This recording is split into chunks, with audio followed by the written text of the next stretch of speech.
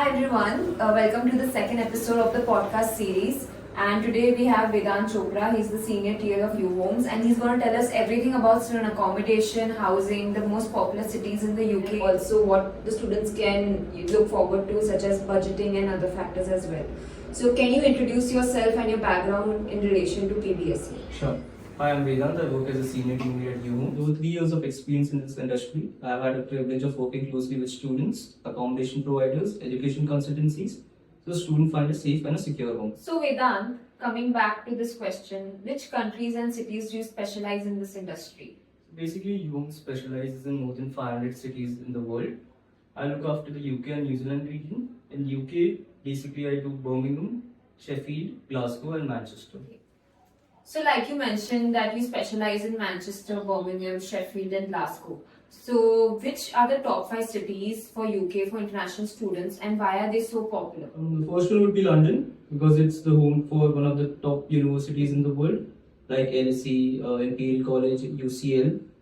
And London being the financial, global and the tech hub, it offers vast career prospects. The second one I would say would be Manchester. It has a vibrant mix of students. It's popular because of its arts and cultural, music and nightlife.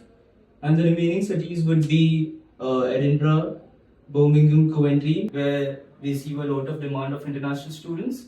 And those are comparatively cheaper than London and Manchester. But we can say that London and Manchester will come in the top 2. Yeah, for sure. Okay, and have you been to any of these cities and what stood out the most for you? Yeah, I've been to London, Manchester and Bristol.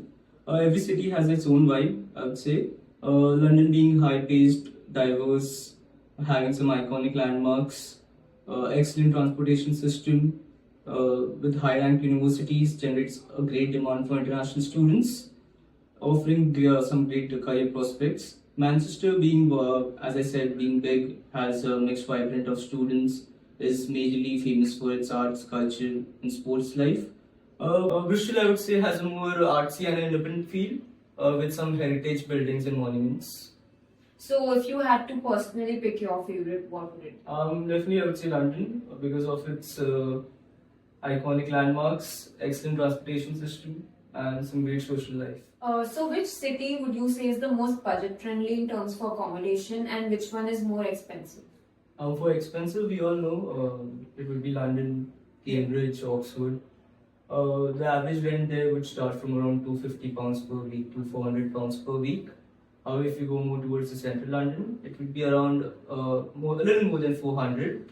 In terms of most affordable cities, I would say Sheffield, Lancashire, Cardiff, where you will see the rent ranging up to £90 to £120 per week, including all I think even bills. Coventry is one of those. Yeah, even Warwick and Coventry being one of them, where you would see the average rent being around £80 to £120 for an ensuite. So, like you mentioned, Coventry, which property would you say in that city is, budget friendly? I would say Queen's Park House, IQ Weavers, Canal City Point, Canal Surrendale would be the most affordable ones. Not just about being affordable. It has an easier commute to University of Warwick as well. So yeah, these would be one of the top preferences for the students. Okay, that's great. And besides rent, what are some of the key expenses students should prepare for in these cities? Besides rent, I would say transportation, that is travel via buses, trams, tubes. The average cost per month for transportation would be around 60 to 80 pounds. However, in London, if you get a Oyster card, you get a 30% student discount. So yeah, students, that would help for students. And the next being foods and groceries. In London, the average cost of foods and grocery in Tesco and Sainsbury for a month it would be around 150 to 200 pounds. However, if you go more central, it would escalate more than 200. However, in cities like Sheffield, Cardiff, the cost of groceries would be a bit on a more affordable side, somewhere around 100 to 150 pounds. The next expense would be utility bills, if not included in your rent. They could cost up to 20 to 25 pounds per week, amounting to around 80 to 100 pounds per month. The next one would be insurance. If it's not covered by your university, The NHS surcharge would be around £470 for a year. So this could be one of the expenses that the student should keep in mind about. And the next one, and the remaining would be the miscellaneous expenses. That is your social and entertainment.